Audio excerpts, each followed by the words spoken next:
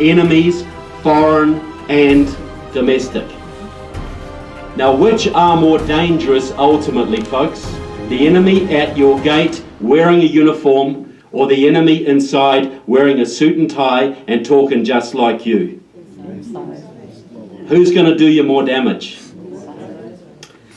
And America is fantastic so anybody in this room, I know there's some, obviously, anybody in this room ever had to undergo an FBI background check for a military or civilian position? Quite a few, I would suspect so. Now, is it true that those FBI background checks can be pretty darn extensive? Check out your family background, they go and interview your neighbours, people you went to church with, people you went to school with, depending obviously on the level of security required. They will check out overseas travel, political affiliations, criminal convictions, financial stability, bounced checks, you name it. Because you might be working for the federal government. You might be in charge of a nuclear facility someday. You might be writing policies or laws in your Congress. You might be in charge of education policy for a state. You might be guarding the president someday. And they need to know that you are going to be a loyal servant to the Constitution. But what if you're a young Marxist radical or a young Muslim Brotherhood supporter who hangs around with the local Democratic Party, which is controlled by the local unions, who are controlled by the local communists? And they can get you elected to Congress or even the Senate, where you may serve on the Homeland Security Committee or the Armed Services Committee or the Judiciary Committee or even the Intelligence Committee, overseeing all 16 of your intelligence agencies. How much of an FBI background check does that one take, folks? None. Zero. Zero. Nothing. Because the people are supposed to vet the candidates, right? And the media is supposed to help you do it, right?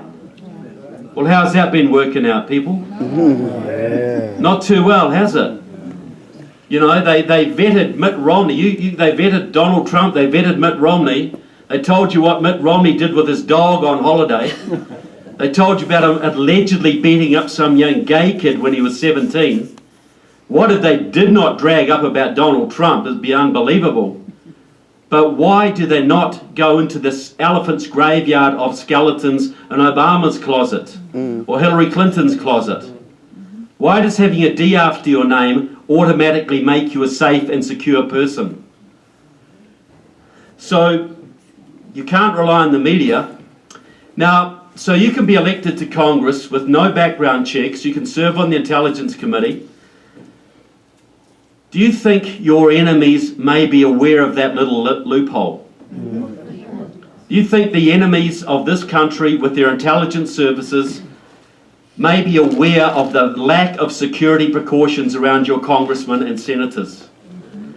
So you imagine you're up in the United Nations. There are hundreds of foreign intelligence officers up there from all different countries, from China and Iran and Saudi Arabia and Venezuela and Cuba, etc.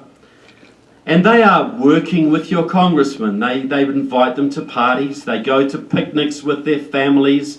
They are inviting them to events. They are lobbying them. They're talking to them. They're doing deals with them on a regular basis. And they know some of these congressmen come from very dubious backgrounds. They know some of them are Muslim Brotherhood sympathizers. Some of them are former Marxists or current Marxists. You imagine if you were a North Korean intelligence officer and you'd just spent 5 years in the United States under diplomatic cover, and you go back to Pyongyang and our dictator invites you to his boudoir or whatever for an interview, and he says to you, we've given you 5 years in America, how many congressmen did you recruit for our cause? And you say, oh, none. How do you think that's going to go for your future? How do you think your family's going to fare after that? There is huge pressure on these intelligence officers to get involved with your congresspeople and senators, folks, and they're doing it all the time. all of the time.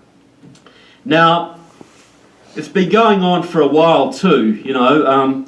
Any Vietnam veterans here tonight in the room? Thank you. Thank you. Well, I want to ask a couple of questions of you gentlemen, and one of them is very stupid, but I think you'll see where I'm going. Was the Vietnam War lost in the jungles of Vietnam? Is it true that you weren't really allowed to fight to win? You weren't allowed to invade North Vietnam. You couldn't mine Haiphong Harbour. You know, there's some pretty tough rules of engagement on how you fought that war. Is that true or is that exaggerated? Every serviceman tells me that.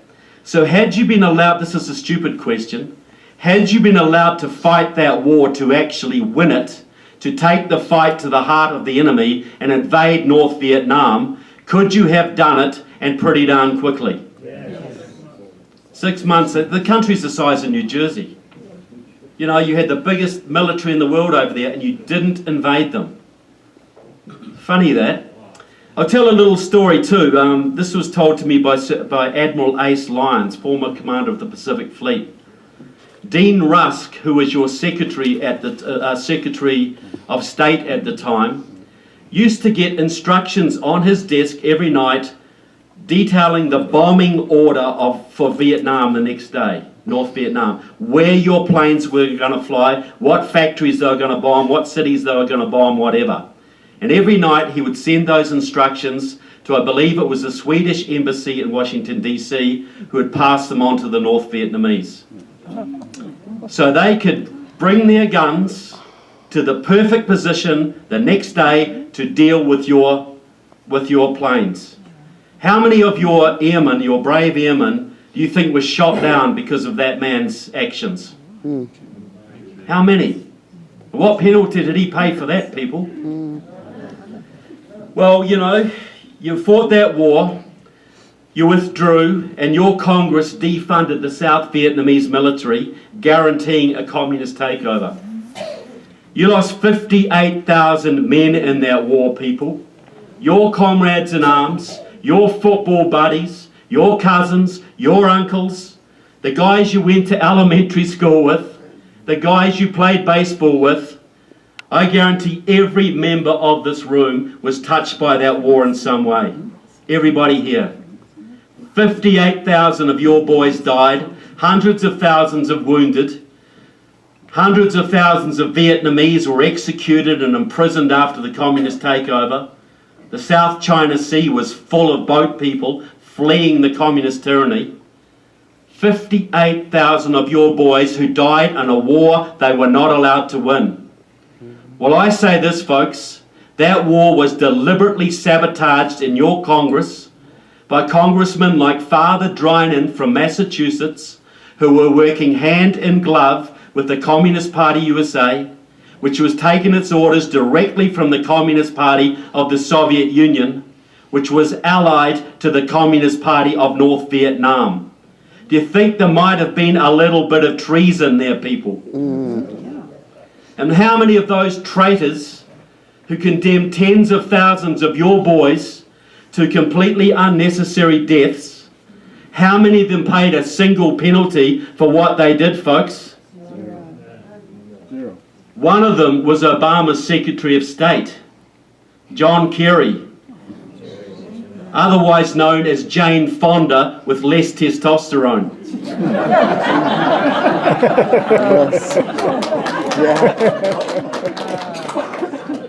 And what about John Conyers, people? John Conyers, the congressman from Michigan. How long has he been there now? Like 140, 160 years? John Conyers, I regard as your single most dangerous congressman, because he is on the Judiciary Committee.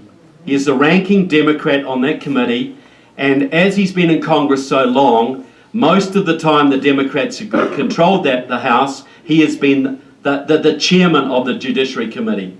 The Judiciary Committee oversees the FBI, it oversees your Justice Department. It's very powerful. It sets federal law. Now, on the Judiciary Committee with John Conyers, is a woman called Judy Chu from California. She used to be a very active supporter of the Communist Workers' Party. Very active. This was a militant Maoist group. She has been very active in promoting ties between California and China, and the Chinese press describes her as China's best friend in your Congress. And you want to see Judy Chu go ballistic on the FBI when they dare to arrest a Chinese spy in this country. They're only doing it because they're racist, she says. You want to see Judy Chu protect China's spies in this country from the FBI. And then you have Jerry Nadler from New York, a long-time member of Democratic Socialists of America, a Marxist. And you know, when Acorn was getting into lots of trouble back in the 2009 or so, and Acorn was a front for Democratic Socialists of America, and guess who shut down the investigation into Acorn, people? It was Jerry Nadler. And then you have Luis Gutierrez from Illinois, a long-time leader of the pro-Cuban Puerto Rican Socialist Party, a Marxist-Leninist grouping, elected several times in Chicago with Maoist help, and is very actively involved right now with several Muslim Brotherhood front groups. And then you've got John Conyers, 50-year history with the Communist Party USA, 40 years with Democratic Socialists of America, was at their founding conference, still works there, and by the way, Democratic Socialists of America just set up the Glacier branch of the DSA here a couple of months ago. You've got a branch of the communist movement here in this little city. And then you have, then he was also actively involved with the Workers' World Party for about 30 years, which supports North Korea and Iran and Cuba. And John Conyers is also very, very actively involved with several Muslim Brotherhood front groups. And when the Republicans tried to get the Muslim Brotherhood designated as a terrorist organization, you will see in my film how he pushed back, because he called the Muslim Brotherhood a social service organization, a non-violent social service organization. John Conyers is a hardcore anti-American Marxist-Leninist. He is as hardcore as you can get, folks. Yet he has served on the Judiciary Committee for many years, overseeing the actions of your Federal Bureau of Investigation. So you're a young radical, a young Marxist radical, like Nancy Pelosi or Rosa DeLauro or Maxine Waters or Barbara Lee or many of the others I could name. You get elected to Congress. There's no security checks. The media is going to ignore you. And if the FBI ever wants to investigate you, they have to get past John Conyers and Judy Chu and Jerry Nadler and Luis Gutierrez. You think the FBI is going to bite the hand that feeds it, people? I say this, there's at least 100 members of your House and 20 members of your Senate, including your own John Tester, who would be very hard-pressed to pass a basic FBI background check. They are so enmeshed in neo-communist organizations, Muslim Brotherhood front groups, or both, they would not be allowed to sell you stamps at the post office. They couldn't drive a school bus or be a realtor in Florida. Yet they are serving on the Homeland Security Committee, the Armed Services Committee, the Intelligence Committee. Andre Carson from Indiana serves on the Intelligence Committee, people, overseeing all 16 of your intelligence agencies. He's involved in CARE, ISNA, ICNA, Muslim American Society, you name it. I've got him in my film saying something along the lines like this. He's at a conference, an ISNA conference, Islamic Society of North America conference, and he talks about, well, I think there might be people in the audience spying on us. Well, I say to you, you say we're here plotting revolution, plotting to take down America. Well, I say to you, Allah will not allow you to stop us. Watch the movie. It's a direct quote from him. These are the people serving in your Congress, folks. These are the people serving in your Senate. You've got John Tester, and he's not one of the worst of them, but he's a little bit more left-wing than most Montanans realise. He was at an event with WOLA a couple of years ago. That's the Washington Office on Latin America, a very strong pro-Cuban outfit, very Marxist. And he was there on their honorary committee at one of their big events. Democratic Socialists of America here, Marshall Mayer from Helena, works closely with John Tester. John Tester was also elected and funded by an organisation called the Council for a Livable World. Sounds wonderful, doesn't it? We all want a livable world, right? Well, that organisation was set up by a man called Leo Szilard in the 1960s. And Leo Szilard was later identified by a KGB defector as a long-time Soviet agent. And he set up this organisation to fund senators in low population states, relatively cheap races, who could be used to lobby to disarm America, to basically cut your nuclear forces, cut your conventional forces, abolish weapon systems, shut down your military. And John Tester was funded and supported and endorsed by that organisation, one of the most damaging organisations in America. We've got a chapter about them in my book. We also deal with them in the movie. This is your boy, people.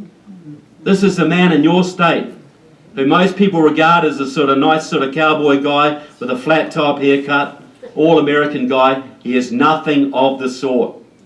And I'll talk about Mr. Bullock later. Steve Bullock. Oh, good. Well, I want to talk next about what I consider is the greatest national security threat you face right now. And it may surprise you because it is illegal immigration and its sister theme of Islamic refugee resettlement. But I'll talk about the illegal immigration and why it is your number one national security threat. Now, I know there's a lot of refugees from California here tonight. So you tell me if I'm wrong, okay? Tell me if I'm wrong in what I say. Back in the 1950s, there was a Communist Party member in Los Angeles called Bert Corona, big-time activist with the International Longshore Workers Union. He was also a Democrat. He founded the Viva Kennedy Clubs, the first organised effort to bring Latinos into the Democratic Party.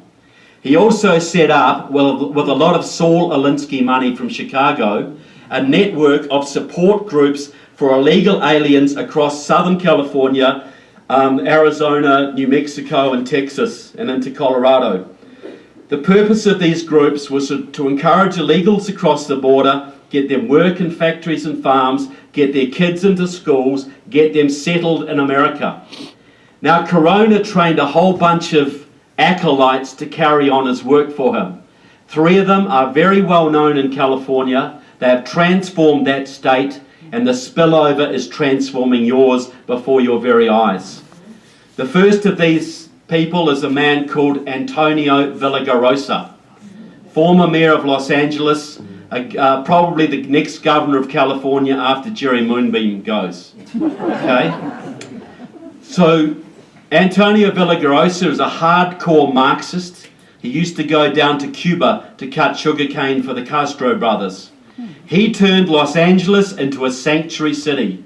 He forbade the LAPD from enforcing immigration laws, and the illegals flooded in the hundreds of thousands, changed the entire area.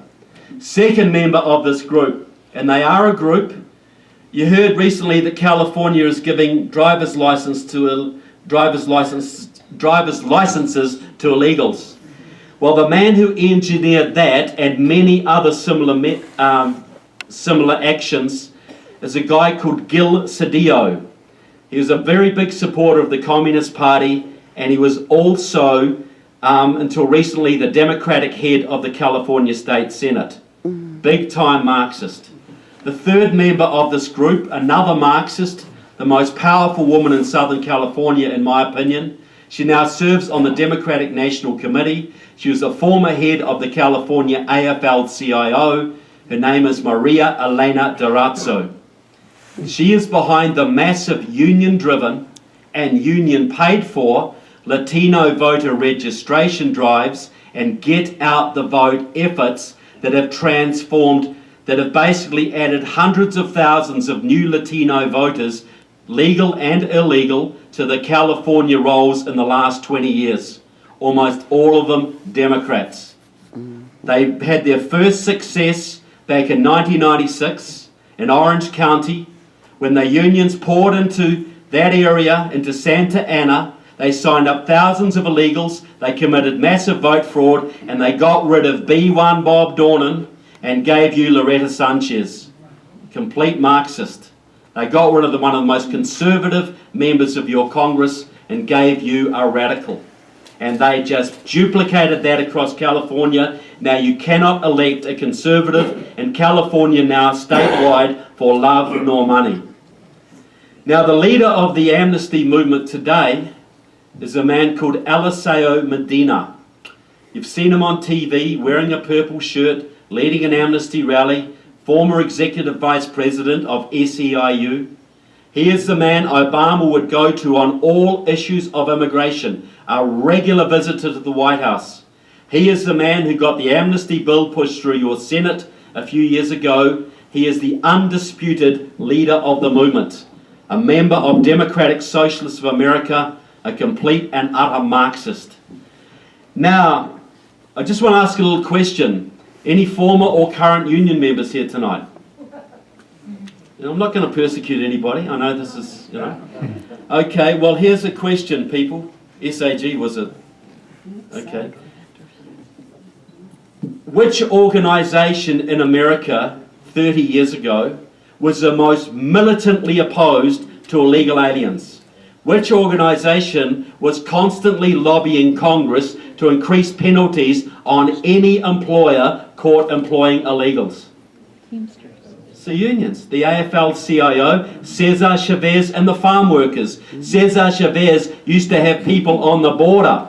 Cesar Chavez employed a woman whose job it was to identify illegal workers in the fields and turn them into the INS. And that woman is now married to Alamo Medina. The hypocrisy, people. So the unions understood that illegals took union jobs and they lowered wages and conditions and they could be used to break strikes. It was very logical for the unions to oppose illegal immigration, was it not? So in 2017, in the last few years, which organisations have been pushing the hardest to legalise the illegals? It's the unions, AFL-CIO, SEIU. The unions are hardcore. So why the change, people? Well, a change occurred because of an event that happened in 1994, 1995. See, American labour unions before that point were run by hardcore anti-communists like Lane Kirkland and George Meany. They were America first, they were patriots, and they actually cared about their members. But in 1994, 1995, Democratic Socialists of America, the Marxist group that's just set up here, that was the year they took over the AFL-CIO. They got their man, John Sweeney, elected as president. They removed the anti-communist restrictions from the AFL-CIO constitution. You could not serve as a communist in the AFL-CIO up to that point. They removed that constriction and the radicals came flooding in. All those 60s radicals became union organisers and union presidents, and now every single major labour union in this country is controlled by Marxists. SEIU, Ask Me, United Auto Workers, Labourers, Teamsters, you name it, they run them. So now you have a situation where 15 to 20,000 communists control your unions. So it's a big deal, unions are 11% of the workforce, right? They're not like they used to be. But you tell me this, even in Montana, you tell me one elected Democrat in this country from county commission to federal level who does not owe his job to the unions. for money, for manpower, for get out the vote, for vote fraud, you name it, people, the unions do it. So 15,000 communists took over the unions, and the unions took over the Democratic Party.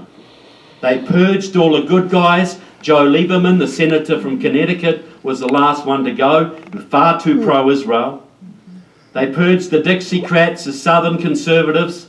Now the Democratic Party is a party of the hard left. Nobody gets elected to Congress or the Senate in the Democratic Party if you don't toe the socialist line. Nobody. And it's a real pity that all those patriotic, conservative, democratic voters out there, and there are millions of them, don't realise they're still not voting for JFK and Harry Truman, people. Their party has been completely hijacked. I'm not letting the GOP off the hook. I'm just telling you what has happened to the Dems. So the Democrats were also very anti-illegal immigrant. You should have seen the speeches Bill Clinton used to make condemning illegal immigration. You used to see Harry Reid going on about it, what a national security threat it was. It was going to bring terrorism, disease, it was hurting American workers. But then they cottoned on to something, folks. And this is the point I'm getting to. So Alamo Medina went into the unions, and after that 1995 victory, he lobbied the unions, and in 2000, at their convention in Louisiana, they changed their policy 100% from opposition to illegal immigration to complete support for amnesty. 100% reversal. Now the big question is why they did that. Well, Alamo Medina let the cat out of the bag at a big progressive conference in Washington, D.C. in 2009. I've got him on tape saying this in my movie. I've got him on my book saying this. He got up in front of the comrades and said this: passing amnesty for our 11 million undocumented workers is the #1 priority of the progressive movement. We have to get citizenship and voting rights for these people. And did he talk about compassion, or reuniting families, or the American dream, or the nation of immigrants? Not a word, folks. All he said was this: in 2008, Latinos voted overwhelmingly for Obama and progressive candidates. If we stand by these people and give them citizenship and voting rights, they will stand with our movement. That will give us at least 8 million more Democratic Party votes. That will give us a governing majority, not just for the next few election cycles, forever. Think about it, people. Mitt Romney lost by 2.5 million votes. Donald Trump won by about 200,000. There are between 12 and 30 million illegals in this country. They will vote 80% plus Democrat. That is between 10 and 24 million new votes for the Democratic Party. How do you hope to compete against that, folks? How do you have any chance of ever winning another presidential election or even most state elections? Why do you think Hillary Clinton promised that she was going to legalize every illegal immigrant in this country and give them voting rights within 100 days of taking office?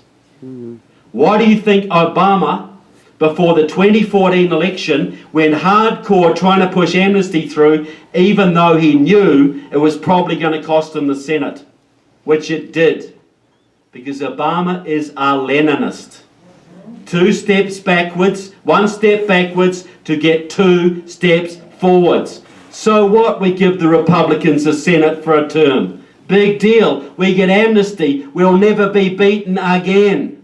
Ever. One party state, people.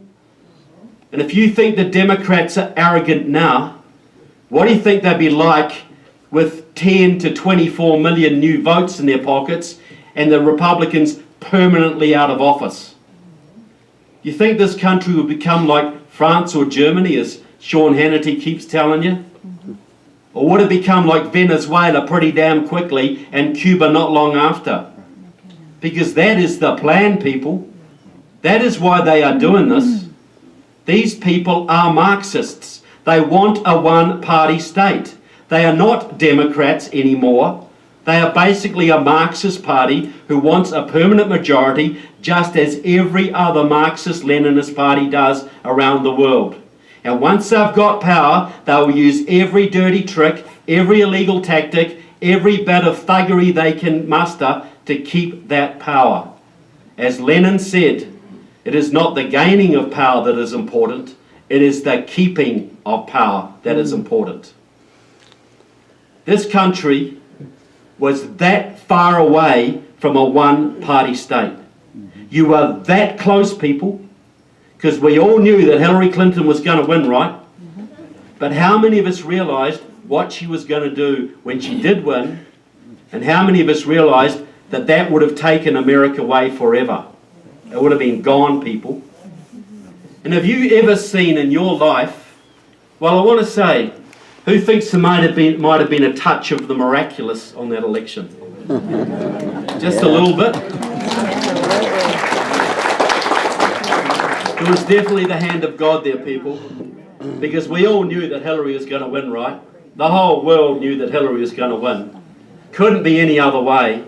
And when you saw Ohio fall, and when you saw Florida go, did you sense something in the air, people? And I'll tell you something else. One of my most memorable, I was floating after that election, but one of my most memorable memories of that night was about 2 o'clock in the morning when they panned the Democratic Party headquarters. And did you see all those snowflakes bawling their eyes out? Well, the Germans have a phrase. They call it Schadenfreude.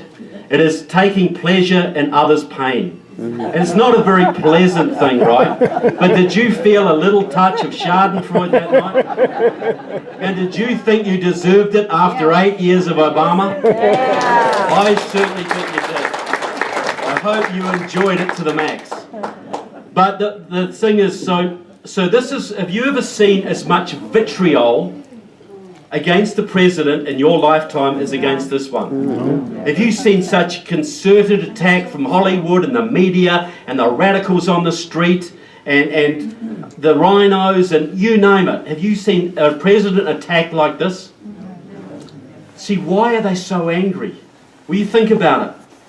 They had the one-party state in their grasp. And they were going to have power over you forever. They were so excited. They had it in the bag, people. And they are like a bunch of kids who thought they were going to get the best bike you've ever seen for Christmas, and they got a pair of socks. They are bitter. They are bitter with holes in them. Exactly. They are bitter and twisted, folks. All that work going down the drain. But it's even more than that. Because, see, if you're a Democrat, you have a base, and you own that base, right? You own the black population. You own those white union guys. You own the gays. You own the Muslim Americans. You own the Latino Americans. You own a bunch of the Asian Americans. You own those people. They are your base, and they keep you in power.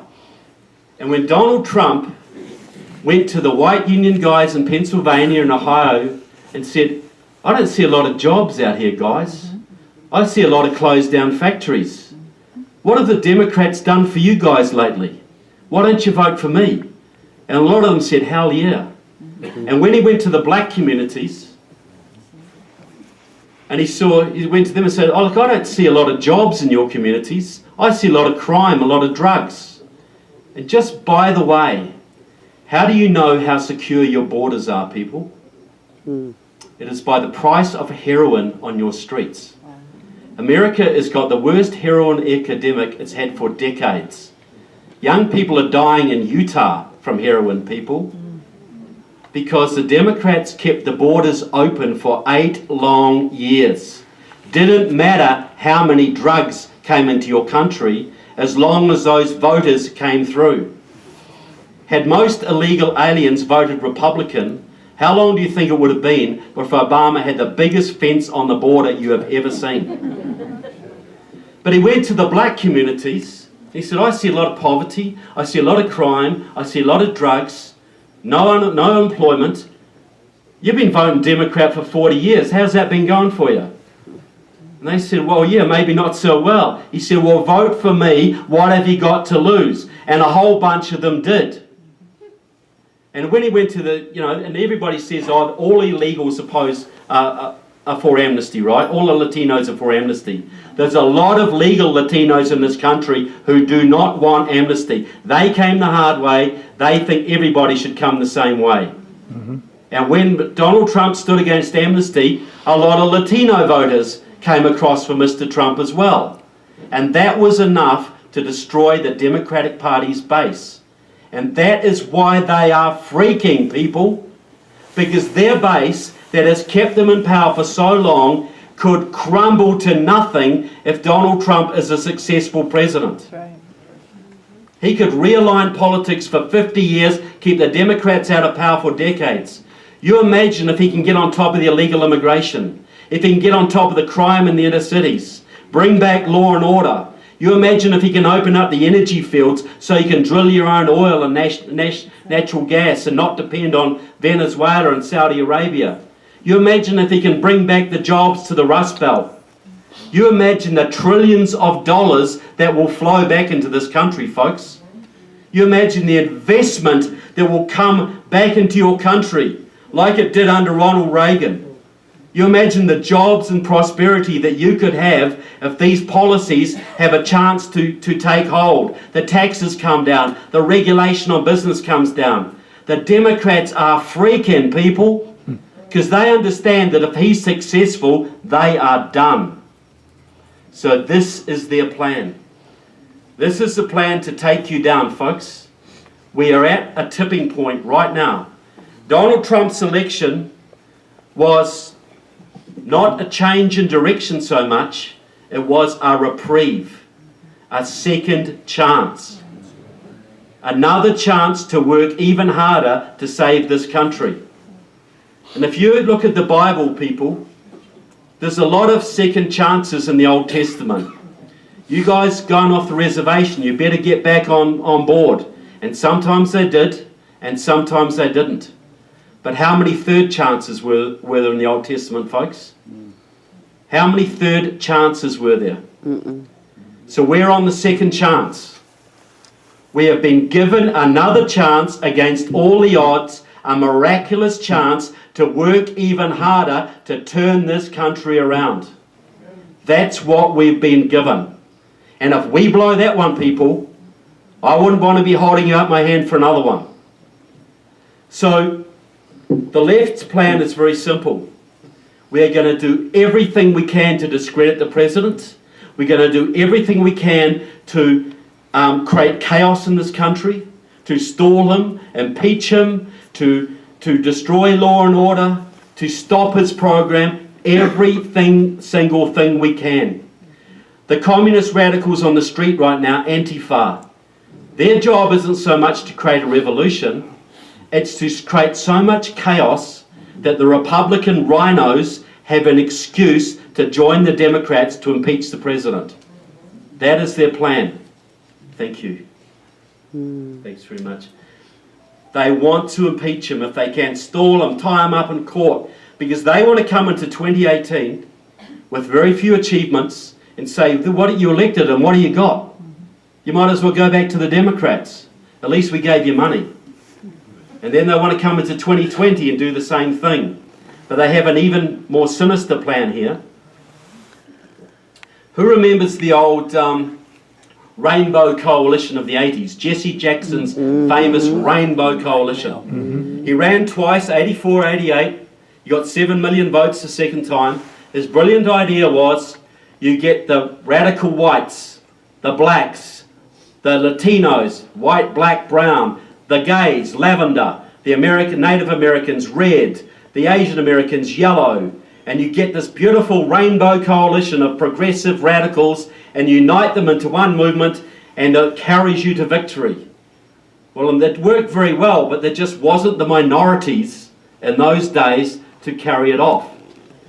Well, there's a man out of San Francisco called Stephen Phillips. He's got a book out there called Brown is the New White, endorsed by Barack Obama and Hillary Clinton and Nancy Pelosi. Serves on the board of the Center for American Progress.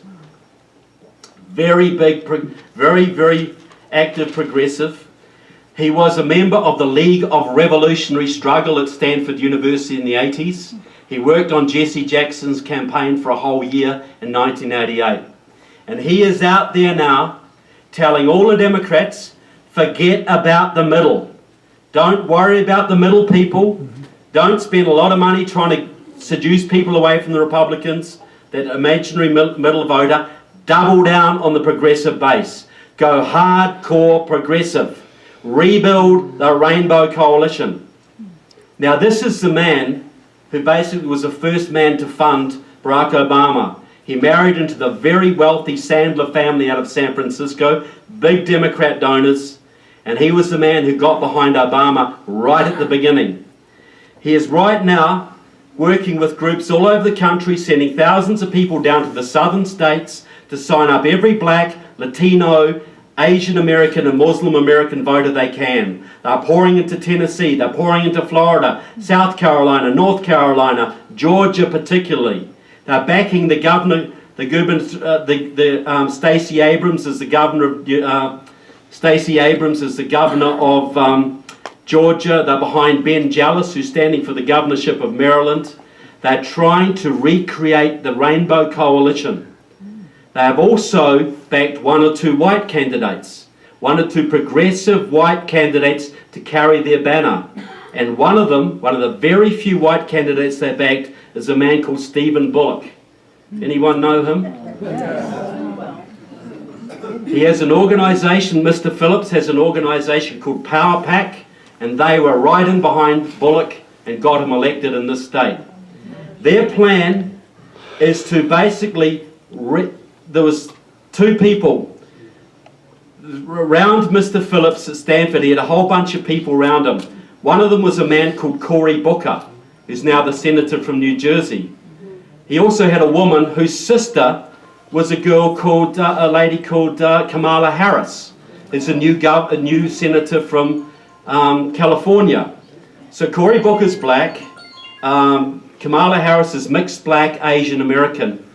They are going to run the ticket in 2020 with Cory Booker or Deval Patrick, the governor of Massachusetts, probably with Kamala Harris, maybe with Elizabeth Warren, or possibly one of the Castro brothers from San Antonio, Julian or Joaquin. They are going to reinvigorate the Rainbow Coalition. They're going to sign up every black voter, every Latino voter, promise them amnesty. They're going to sign up every Asian American voter, Native American voter, and Muslim voter they can. Because Steve Phillips has this theory, he calls it the new progressive majority. He says that 26% of the electorate are progressive whites. They will vote Democrat if Adolf Hitler was on the ticket. They wouldn't care. Hardcore Democrats. 25% of the electorate are progressives of colour. Black, Latino, Asian American, Native American, Muslim American, and they put the gays in there as well. 26 plus 25 is 51%. The new American majority. So the plan is very simple. Smash Donald Trump to smithereens, divide his base, disappoint his base, discourage his base so they don't turn out. And then they're going to run Cory Booker and probably Kamala Harris and get the black base fired up, the Latino base fired up. They're going to promise them all amnesty, and they aim to win in 2020. Then they will legalize every illegal immigrant in the country. Then they will ramp up the refugee resettlement from the Middle East. And then they have you where they want you. And you will never be able to challenge them again. That is their plan, people. I'm not saying this plan has to succeed, but that is their plan. So we have a choice. I heard a Tea Party lady not long ago say, well, we've got Mr. Trump in the White House now. We don't need the Tea Parties anymore. Donald Trump is being hammered by the media, by Hollywood, by the rhinos, by the Democratic Party, by the communist radicals on the streets, by the a whole bunch of countries, by the Muslim Brotherhood, by CARE, you name it. He is under pressure from every single sector.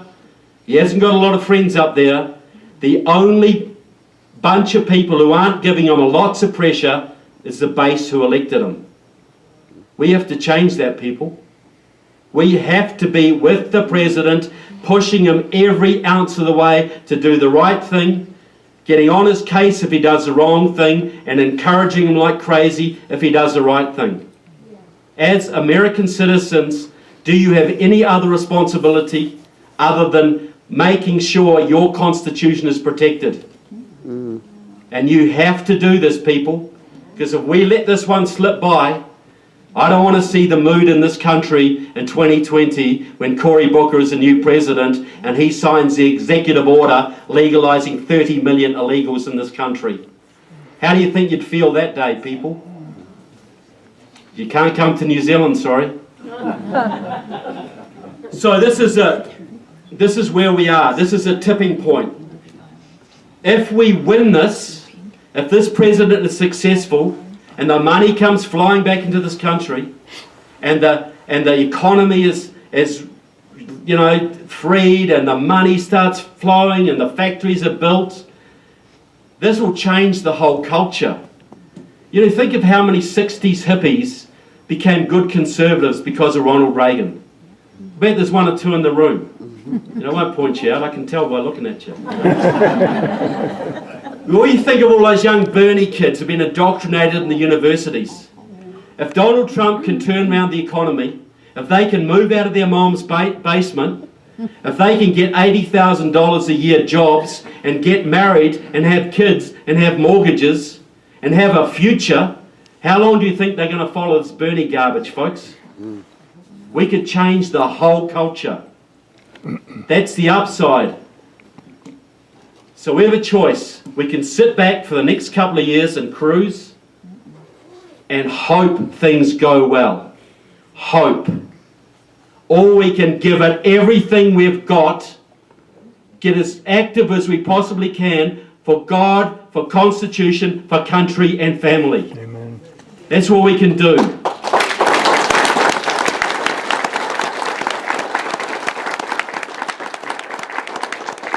Now, Steve Bannon has a great plan, and this is something we could all get behind. We've got to hold the House in 2018, but we can increase the majority in the Senate. Because Donald Trump doesn't actually have a majority in the Senate. He's got a majority of Republicans, but do you call John McCain and Lisa Murkowski and Susan Collins Republicans? No. They are Democrats, people. And they are the gap that he needs to cross to get his policies through. Well, Steve Bannon knows that there's about 20 Democrats up for election in the Senate in 2018, including John Tester, and there's only 8 Republicans. Steve Bannon is going to primary 7 of them. Every one of them except Ted Cruz in Texas. Right? Now, we just saw the victory of Roy Moore in Alabama. He's going to win that race. He's going to be in the Senate. So you imagine if you had Roy Moore in there and 4 or 5 more real conservatives who care about the country, not fake Republicans. Is there anything more worth doing in the next couple of years than making sure we win the Senate in 2018 with real conservatives and go on to win the presidency again in 2020? That's something you can do in your state, people. John Tester is very vulnerable. I want to make sure he isn't just beaten by a Republican, but by the most conservative, constitutionalist, patriotic Republican that you can find in your state. And I know you've got plenty of them, folks. More than anywhere else. Can you think of any political activity that would bear more fruit than that in the next year or two? That's what you can do. You can phone bank, you can door knock, you can get behind your favourite primary candidate, you can find who's the most conservative, you can get money for them, you can do all of this. If you don't live in state, find one of the 7 or 8 others you can get behind. If we can flip the Senate with real conservatives, with Donald Trump as president, you can change the direction of this country completely. Trump can get his agenda through. And you remember, people, how much the Republicans used to hate Ronald Reagan. They hated him. Ronald Reagan was banned from Ohio in 1976 by that state's GOP. He was a crazy, way-out right-winger. He would bring the Republican Party into disrepute. He was a disgrace. How many Reagan dinners do they hold today, folks? They weren't so proud of him back then. But when he won, and when the people started to respond to him, and the economy picked up, a lot of those rhino Republicans got behind the president. Well, if Donald Trump can get the taxes down and end Obamacare, and he has 5 or 6 more really good conservatives behind him in the Senate, the go-alongs to get along will go along with him. They will see the writing on the wall. I say a third of the Republicans are big government progressives. A third of them couldn't tie their own shoelaces. A third of them are patriots and constitutionalists. We have to make that third a half. We have to make it a bigger majority. And if we can do that, you can change this country even more so than Reagan did. You imagine this country had there been a 2-term Carter presidency and never been a Ronald Reagan. You imagine. Don't ever tell me elections don't matter, people. If Jimmy Carter had won that second election, you imagine the horrible country you'd probably be living in today. And Reagan turned that around, folks, because the grassroots people, against all the rhino opposition, forced their candidate onto the Republican Party. A little bit like happened in the last election, right? Well, we can have the same results again, maybe even more. So what I'm asking from you people, I know there's a lot of political activists in this room. You put money in, you door knock, you put up yard signs, you hold meetings, you hold rallies, you phone bank. You do all of this kind of stuff at great personal sacrifice and get very little thanks for it. In fact, quite a lot of the opposite. Well, I'm saying this, people. I am asking you, if you're ever going to be politically active in your life, I want you to give the next 2 and 3 years the most effort you have ever done. Because this next 2 years is going to make more difference than any other thing you've done in your life. As far as your children's life goes, your grandchildren's life, the future of this country. And not just the future of this country, the future of the free world, people. Nobody can lead the free world if it ain't you. Ireland can't do it. Liechtenstein can't do it. You can do it. Only America can do it, with help. So I want to say to you, the downside if we do nothing and lose is horrible. Your children will live in slavery in this land, and slavery will spread across the globe to every corner of the planet.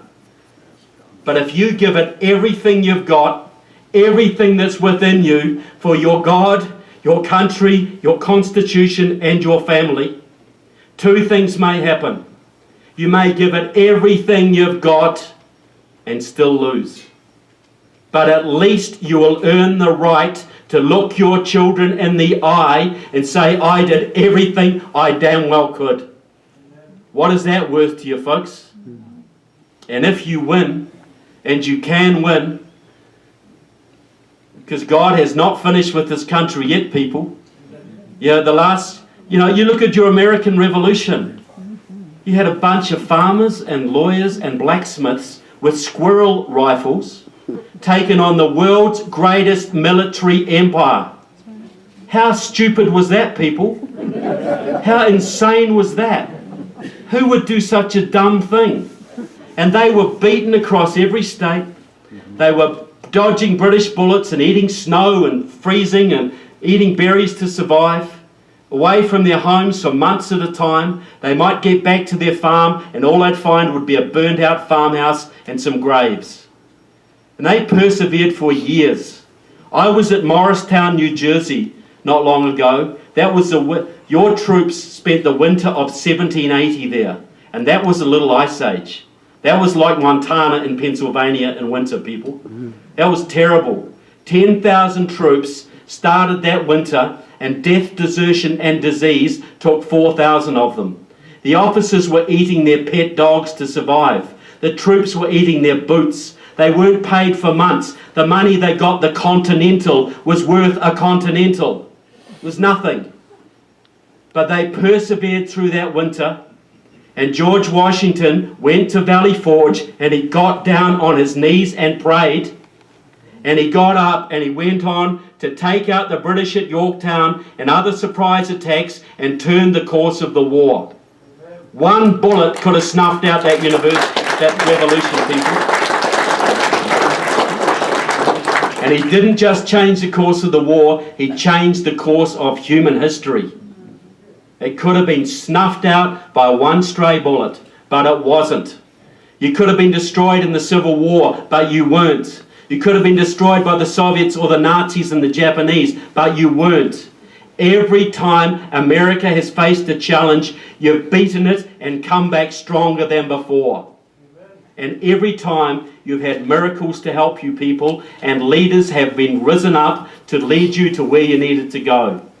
Has the age of miracles ended? No. You saw the last election, people. God has not finished with this country yet. So we are looking, what I'm asking for you people, give it everything you've got. If you lose, the least that can happen is you look your kids in the eye with pride. But if you win, and you can win, I absolutely know you can win. You can turn around this country. You can turn around the economy. You can reinvigorate the Constitution. You can spark liberty revolutions all over the globe and usher in an age of freedom and prosperity like man has never known before. You can do all of that. So I'm asking you people, please give it everything you've got. Is there anything more worth fighting for than your God, your Constitution, your country and your family?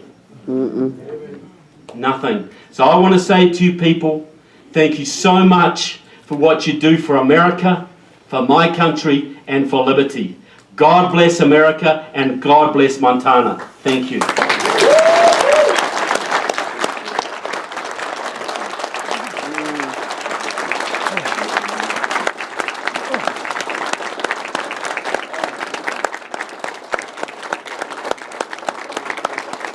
Thank you very much, people.